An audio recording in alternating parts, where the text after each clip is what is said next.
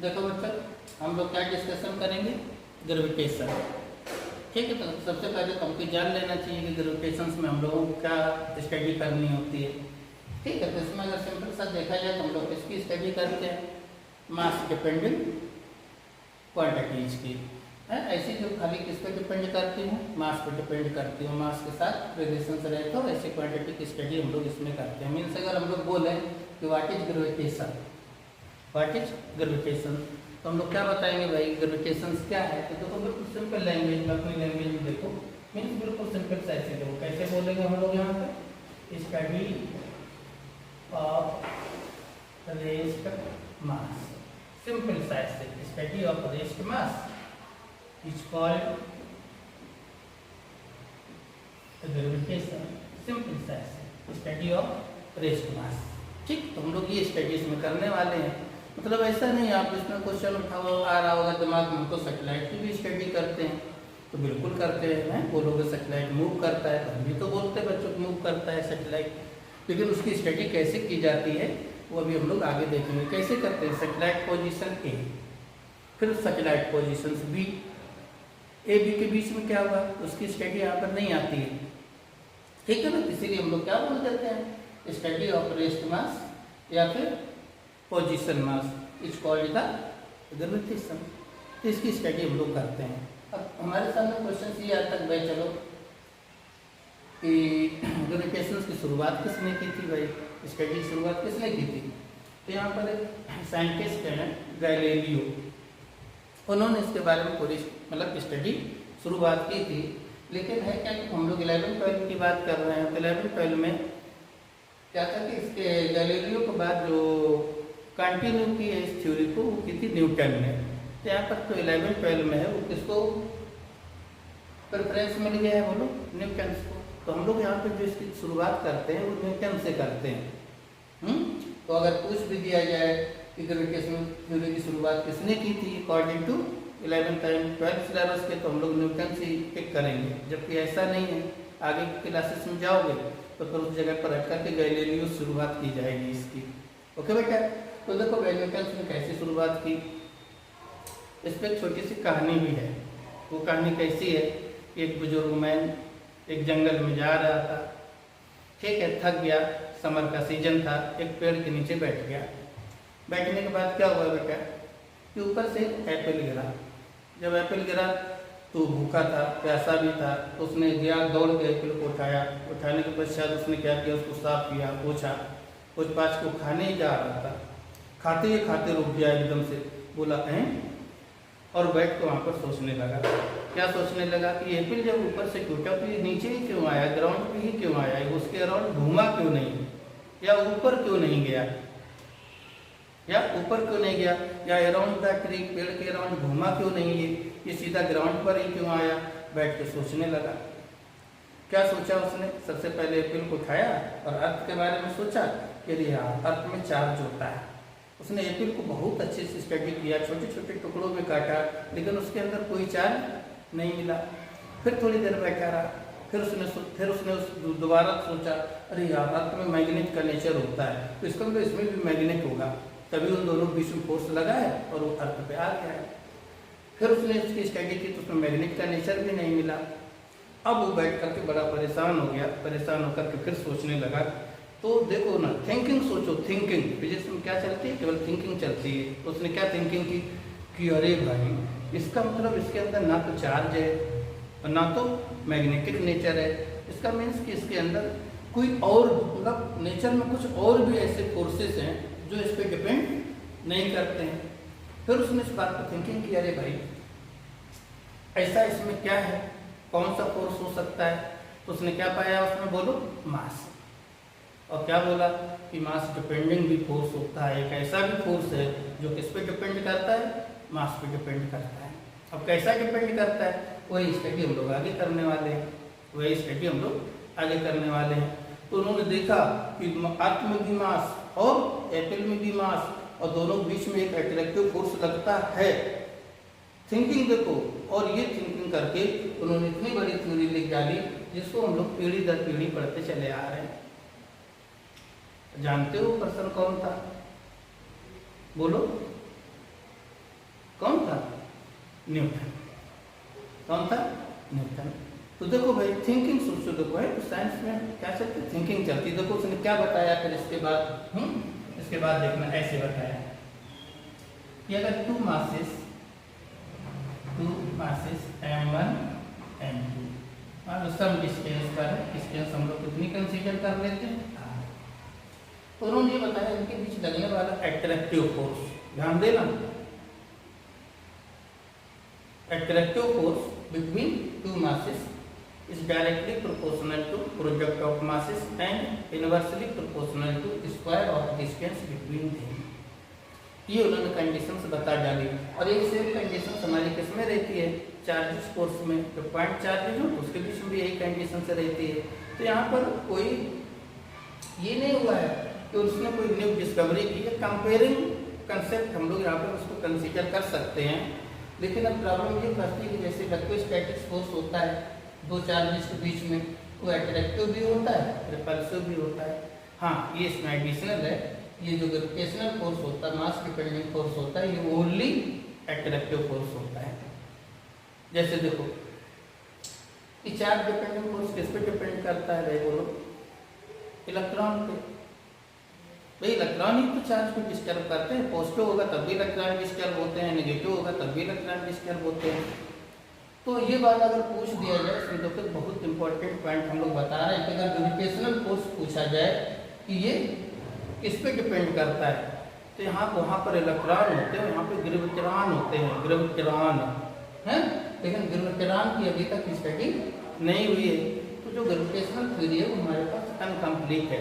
इतना तो बोला गया कि जैसे इलेक्ट्रोस्टैटिक फोर्स हमारा इलेक्ट्रॉन पे डिपेंड करता है, ऐसे हमारे पास जो ग्रेविटेशनल फोर्स होता है वो किस पे डिपेंड करता है, बोलो ग्रेविट्रॉन पे डिपेंड करता है। लेकिन ग्रेविट्रॉन क्या होते हैं यहाँ तक अभी तक हमारी साइंस नहीं पहुँची है। ठीक है, जिस दिन यहाँ पे साइंस पहुँच जाएगी उस समय अपने जो यूनिवर्स की जो डिस्कवरीज हैं वो बहुत सारी सक्सेस हो जाएंगी। ओके बेटा, तो हम लोगों को इतनी डीप में जाना भी नहीं है, क्योंकि हम लोगों को तो नीट हो जाएगी, सिंपल एग्जाम निकालनी और बोर्ड में लिखना है। ओके बेटा, तो देखो इन्होंने क्या बताया कि हम लोग इसकी शुरुआत कहाँ से करते हैं, यहाँ से करते हैं Newton law of gravitation, Newton law of gravitation. Okay, तो इन्होंने क्या बताया बेटा कि जब टू मासेस सम डिस्टेंस पर हो तो उनके बीच में एक अट्रैक्टिव फोर्स वर्क करता है। कैसा फोर्स? बोलो, अट्रैक्टिव फोर्स वर्क करता है। और वो अट्रैक्टिव फोर्स जो होता है directly proportional to product of masses and inversely proportional to square of distance between them, square of distance between them. इस पे डिपेंड करता है, मतलब प्रोडक्ट पे डिपेंड करता है, इंडिविजुअल मास पे डिपेंड नहीं करता है। ग्रेविटेशनल फोर्स तभी मिलेगा जब हमको दो मास का प्रोडक्ट मिले, सिंगल मास पे नहीं। ठीक है ना? ओके, प्रोडक्ट ऑफ मासेस पे। फिर अगर हम इन दोनों को मिला दें तो कैसे बनता है? देखो यहाँ से m1 m2 by r square, फिर हम लोग उसको इक्वल करेंगे। यहाँ पे कैपिटल G, एक हम लोग यहाँ पे कॉन्स्टेंट डाल देते हैं। भाई जब ये प्रोपोर्शनल रखा हो गया तो कॉन्स्टेंट तो हमको लेना ही पड़ेगा। शुरुआत है बच्चों, ठीक है, हम लोग शुरुआत कर रहे हैं इसकी। ठीक है, कुछ क्लासेस होने दो तो फिर आगे आप समझोगे कि क्या सर आपको क्या क्या बताने वाले हैं इसमें। ओके बेटा, चलो देखिए यहाँ पे, तो यहाँ पर जब कांस्टेंट डाल दिया गया और ये कांस्टेंट न्यूमेरिकली कांस्टेंट नहीं है, नो, ये यूनिट डायमेंशंस भी रखता है अपने साथ में। ठीक, क्योंकि रिलेशंस इस तरीके से एडजस्ट हो रहे हैं, ये रिलेशन हमारे बैलेंस नहीं हो रहे हैं दोनों। तो ऐसी कंडीशन जब भी आ जाए तो उस समय जो कांस्टेंट हमारा यूज होता है वो न्यूमेरिकली कांस्टेंट नहीं होता है। ठीक, चलो भाई इसका नाम दे देते हैं, क्या बोलते हैं इसको? यूनिवर्सल कांस्टेंट, या इसको बोल देते हैं हम लोग ग्रेविटेशनल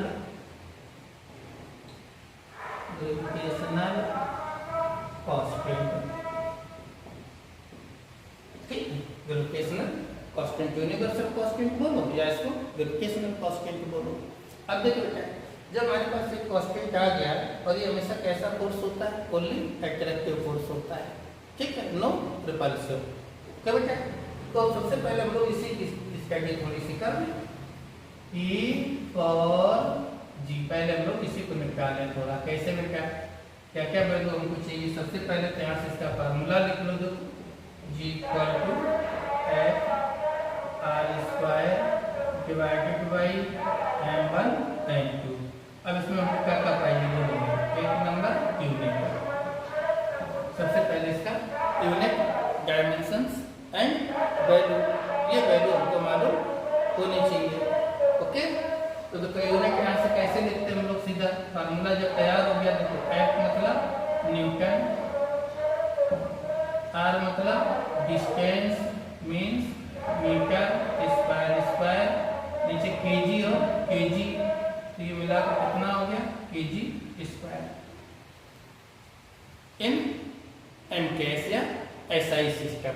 अगर इसी को हम लोग सीजीएस सिस्टम में लिखें तो कैसे लिखेंगे? तो time centimetre square and gram square, ऐसे time centimetre square and gram square ऐसे लिखेंगे। सेकेंड इसमें हम लोगों को क्या चाहिए बेटा? Dimension formula, dimension formula. अब देखो जैसे 2020 के नीट के एग्जाम में इसके लिए इसका डायमेंशन फार्मूला पूछा गया था, तो उसके रिस्पेक्ट में ये तो काफी बड़ा फार्मूला है ना। कैसे लिखते देखो, अब इतनी चीजें भाई यहाँ पर आपको लर्न होना चाहिए। जैसे न्यूटन आ गया, मतलब फोर्स आ गया, तो इसका डायरेक्ट डायमेंशन फार्मूला ml⁻²। ठीक, इसका डायमेंशन का वीडियो फिर अलग से बनाएंगे आप लोग लाने। और इधर n⁻², और यहाँ पे m⁻², इसको एडजस्ट कर लो, क्या बचता है? m⁻⁻1 l⁻3 p⁻−2, इसका डायमेंशन फार्मूला। नंबर थर्ड इसमें क्या रहता है बेटा? थर्ड इसमें रहता है इसकी वैल्यू, इसकी वैल्यू। ओके, इसकी वैल्यू कितनी रहती है? 6.67 into 10⁻−11, 6.67 into 10⁻−11 in SI. In SI means newton metre square upon kg square. अगर सीजी इसमें जाननी है तो कितनी हो जाएगी? 6.67 इंटू 10⁻⁸, ये आ जाएगी आपकी 9 centimetre square and gram square. अब इसको इसमें से कैसे चेंज करते हैं? ये चीज तो हम लोग यूनिट डायमेंशंस में पढ़ चुके हैं। Any value converted one system to other system. नहीं, सीधा सीधा देखो ऐसे, न्यूटन को हम लोग क्या लिखेंगे? 10⁵ डाइन, और मीटर स्क्वायर को क्या लिखेंगे? 10⁴, और इसको हम लोग क्या लिखेंगे? 10⁻² लगा है 6, तो यहाँ से टोटल कितनी पावर हुई? 9। 6 इधर से ऊपर जाएगा तो यहाँ से कितना बचेगा? 3 प्लस का, और प्लस का 3, इसको एडजस्ट करके कितना बना देगा? -1। तो ये वैल्यू हमारी किसकी रहती है बेटा? तो ये स्टडी हमको किसकी चाहिए बोलो? ग्रेविटेशनल कांस्टेंट की या यूनिवर्सल कांस्टेंट की। ओके, अब देखो बेटा, ये gravitational force always attractive force, ठीक। तो देखो बेटा इसमें जैसे ये पॉइंट्स हो गए, तीसरा पॉइंट देखो यहाँ पर हम क्या देखते हैं बेटा? नेचर ऑफ ग्रेविटेशनल फोर्स, कुछ इसके विशेष कैरेक्टरिस्टिक्स हैं, विशेष कैरेक्टरिस्टिक्स। तो उसको हम लोग क्या बोलेंगे बेटा? यहाँ पर बोलो nature of gravitational force. Okay, तो इसमें कुछ विशेष पॉइंट्स हमारे किस तरीके से रहते हैं देखना ऐसे। जैसे नंबर 1, ऑलवेज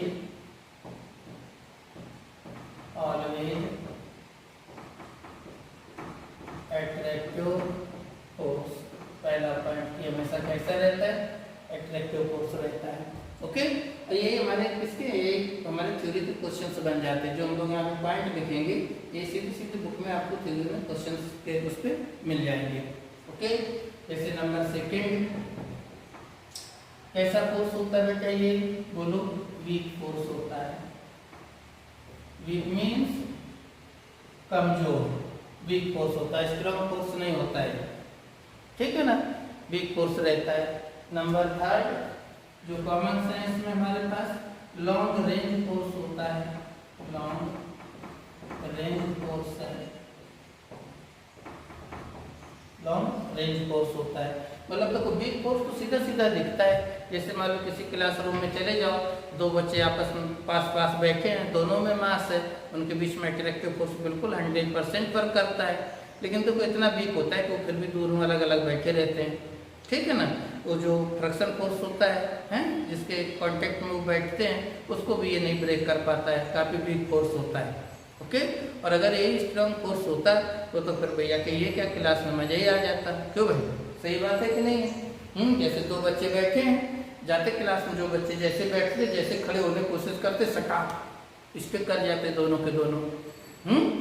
तो इसलिए वीक फोर्स होता लॉन्ग रेंज फोर्स है, जैसे कि देखो अर्थ और मून के बीच में भी वर्क करता है, अर्थ एंड सन के बीच में भी वर्क करता है, तो लॉन्ग रेंज फोर्सेस होते हैं बट वीक फोर्सेस होते हैं।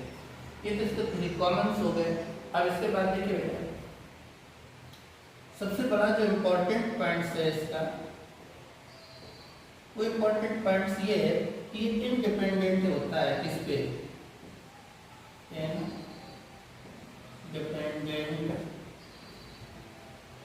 Of medium between the masses, इस पे इंडिपेंडेंट रहता है। तो जो मासेस के बीच का मीडियम होता है उस पे ये डिपेंड नहीं करता है, जबकि आपका इलेक्ट्रोस्टैटिक फोर्स है वो उस मीडियम पे डिपेंड करता है, ये इस मीडियम पे डिपेंड नहीं करता है।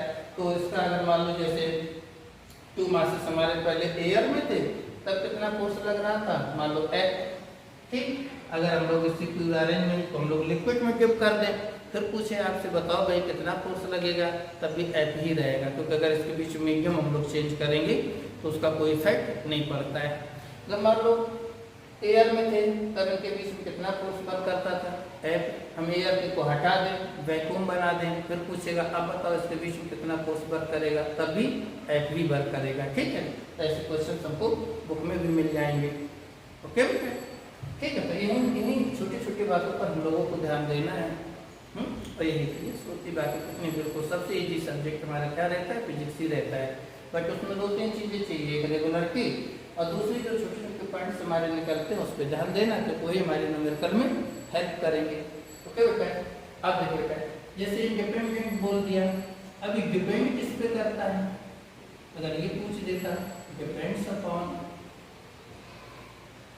ठीक है, तो डिपेंड्स किस पे करता है बेटा, प्रोडक्ट ऑफ मासेस पे, प्रोडक्ट ऑफ मासेस पे, ठीक। और किस पे डिपेंड करता है, सामने लिखा है स्क्वायर ऑफ डिस्टेंस, मतलब इनके बीच की डिस्टेंस प्रोडक्ट ऑफ मास पे डिपेंड करता है, नॉट इंडिविजुअल मास, इंडिविजुअल मास पे डिपेंड नहीं करता है, प्रोडक्ट ऑफ मास पे डिपेंड करता है, ठीक है। तो देखो हम लोगों ने इसमें कैसे कुछ ऐसे से लिखी, ऑलवेज अट्रैक्टिव होता है, वीक फोर्स होता है, लॉन्ग रेंज फोर्स होता है, मीडियम पे डिपेंड नहीं करता है।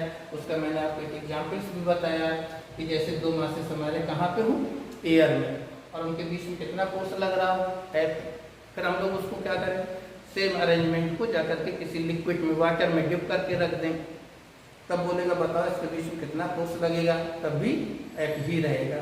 या उसको हम लोग मान लो अरेंजमेंट को वैक्यूम में ले जाएं, फिर बोले बताओ मास चेंज नहीं करेंगे, डिस्टेंस चेंज नहीं करेंगे, सेम अरेंजमेंट को हम लोग एक मीडियम से दूसरे मीडियम में ट्रांसफर करेंगे, तो उसके ग्रेविटेशनल फोर्स पर कोई भी इफेक्ट नहीं पड़ेगा। और इसी जगह अगर हम लोग इलेक्ट्रोस्टैटिक फोर्स ले लेंगे तो उसके ऊपर जरूर इफेक्ट पड़ेगा, ओके बेटा, ठीक है ना। तो ये तो पॉइंट हो गया, तो हम लोग ये बताते हैं कि depends upon product of masses. इस पे देखिए छोटा सा एग्जांपल हम लोग करते हैं, कैसे बेटा, ये आप लोगों ने नोट कर लिया होगा बीच वाला, इसी जगह में देखो हम लोग फायदा लेते हैं। देखो इसमें इम्पोर्टेंट क्वेश्चन निकलेगा, बहुत इम्पोर्टेंट क्वेश्चन निकलता है इसमें, है कैसे देखिए बेटा, ऐसे निकालेंगे। जैसे कि यहाँ पर हमारे 2 मासेस हैं, ये किसका एग्जाम्पल है, बोलिए नेचर नंबर 5 का। जैसे यहाँ पर इस तरीके से ले लो, इधर कितना रखते हैं हम लोग 2 kg, ठीक, इस तरीके से ले लो एग्जाम्पल। यहाँ क्या लिखते हैं हम लोग बेटा 2 kg, और यहाँ पर क्या लिख देते हैं हम लोग 8 kg, और बीच की डिस्टेंस कितनी ले लेते हैं बेटा 2 मीटर। ऐसे हमने 2 मास यहाँ पे अरेंज किया। कैसा फोर्स है बोलो, ये ऑलवेज एट्रैक्टिव फोर्स है। कैसा है, ऑलवेज एट्रैक्टिव फोर्स है। तो क्या करेगा यहाँ पर जो 2 kg वाला है, 2 kg वाला, ये इसको अपने ओर अट्रैक्ट करेगा। भैया बोलेगा किससे 8 से, चल मेरी तरफ आ। मान लो कितना ले लेते हैं हम लोग यहाँ पे 8, ठीक। ये कौन फोर्स लगा रहा है 2 kg, किसके ऊपर 8 kg पे। अब 8 kg बोलेगा चल तो मेरी तरफ आ, मान ली कितना फोर्स लगा रहा है F2, ठीक। 2 मासेस हैं 2 kg एंड 8 kg, कितने डिस्टेंस पर है 2 मीटर की डिस्टेंस पर है, ओके।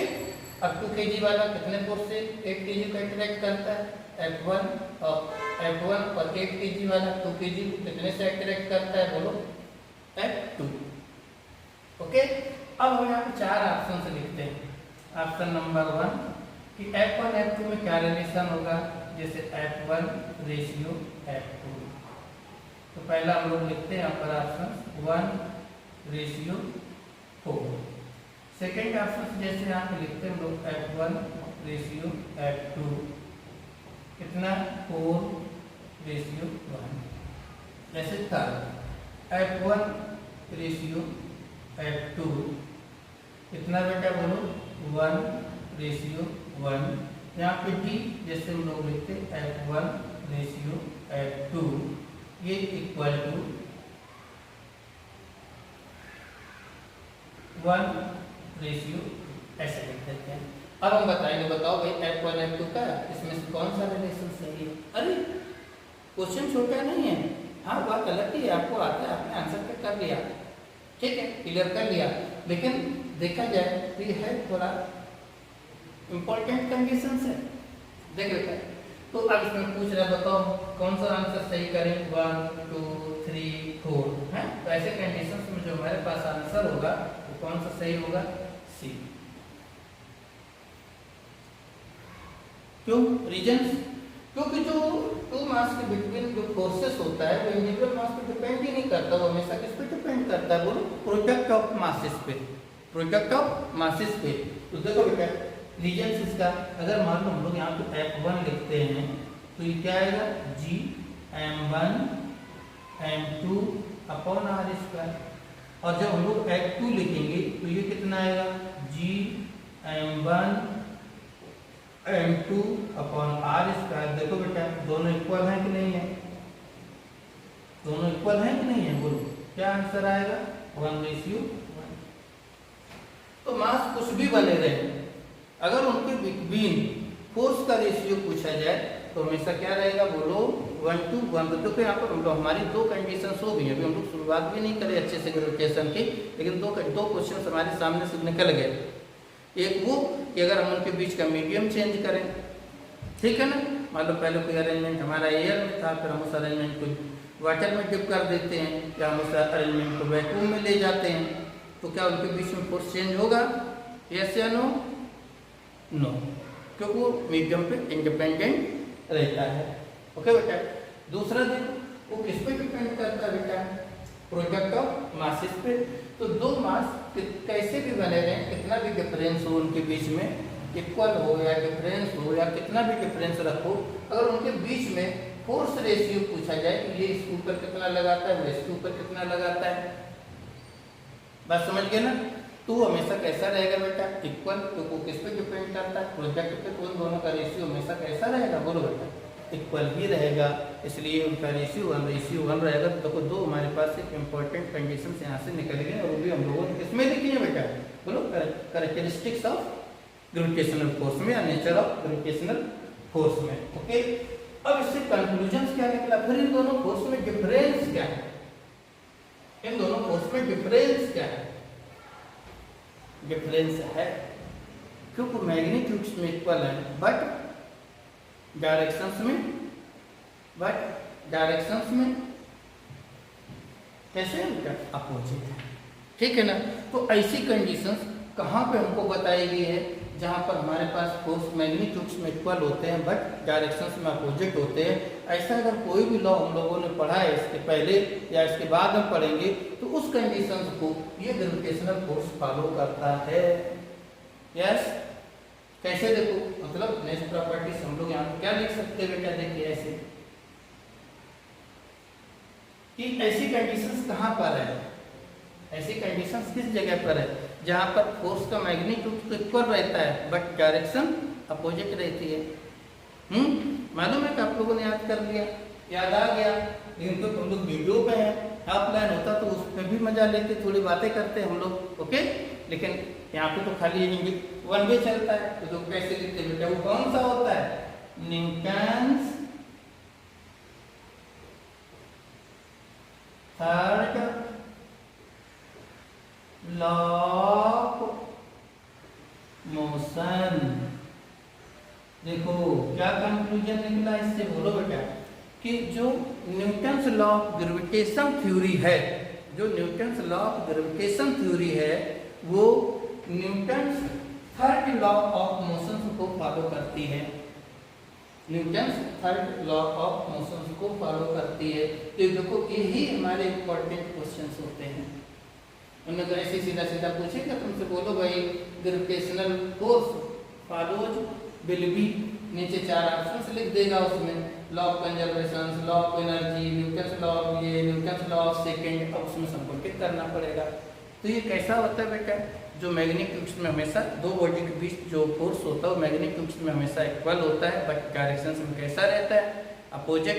और यही सेम स्टेटमेंट हमारा किसका है, न्यूटन्स थर्ड लॉ का।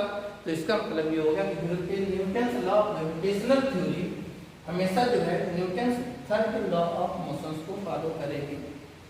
ये सब हमारे पॉइंट्स किसमें आते हैं, बोलो बेटा, इसके कुछ विशेष पॉइंट।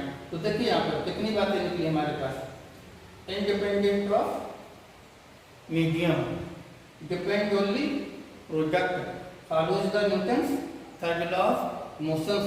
तो ऐसे पॉइंट्स हम लोगों को जो है ना क्लियर करने पड़ते हैं और उनको ध्यान रखना पड़ता है। ठीक है बेटा। और देखिए बेटा, और ये किस लॉ को फॉलो करता है भाई, चलो इधर का लॉ आप लोग किए होंगे, हम लोग इधर लोग क्लियर करके आगे कंटिन्यू कर लेते हैं इसको।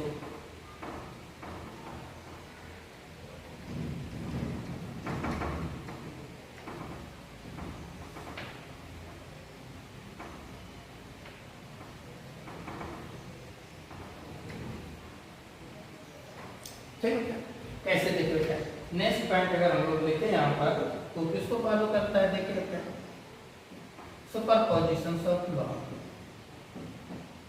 Superposition law. ये क्या होता है बेटा, इसका मतलब ये हुआ, इनका ये कहने का मीन्स होता है कि अगर कहीं पर एक मास है तो उस पर उसके अराउंड अगर एक मास रखा है तो उस पर एक ही फोर्स नहीं लगेगा, बहुत सारे मासेस इसके ऊपर फोर्स लगा सकते हैं, बहुत सारे मासेस इसके ऊपर फोर्स लगा सकते हैं। जैसे कि मान लो मून है, मून के ऊपर अर्थ भी फोर्स लगाता है, सन भी फोर्स लगाता है, मार्स भी फोर्स लगाता है, उसके अराउंड पता नहीं कौन कौन से बॉडीज हैं, वो सारे के सारे उसके ऊपर फोर्स लगाते हैं। ठीक है ना। तो सुपरपोजिशन मतलब मान लो इसके ऊपर बहुत सारे फोर्सेस हैं ऐसे,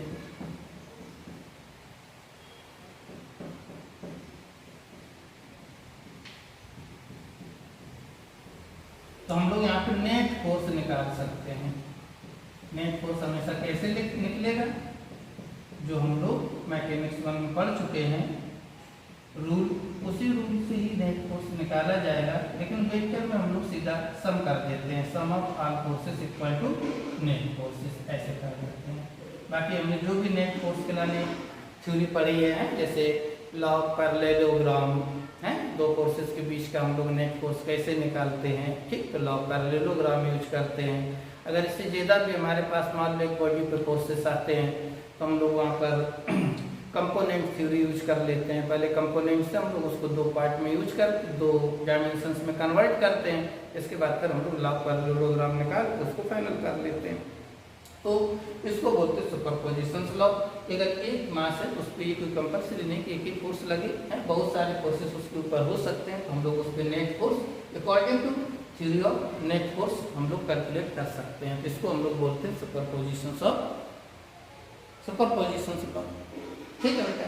तो फिर जैसे अगर मान लो इस पे यहाँ पर हम लोग ऐसे देखना चाहें इस बात को, जैसे कि यहाँ पर मान लो कोई एक मास है और इसके अराउंड दो मासेस हैं जो दो फोर्स लगा रहे हैं। मान लो यहाँ 4 न्यूटन लगा रहे हैं, एक फोर्स इधर लग रहा है, कितना बेटा 3 न्यूटन लग रहा है, दोनों के बीच में कितना एंगल आ रहा है 90 डिग्री।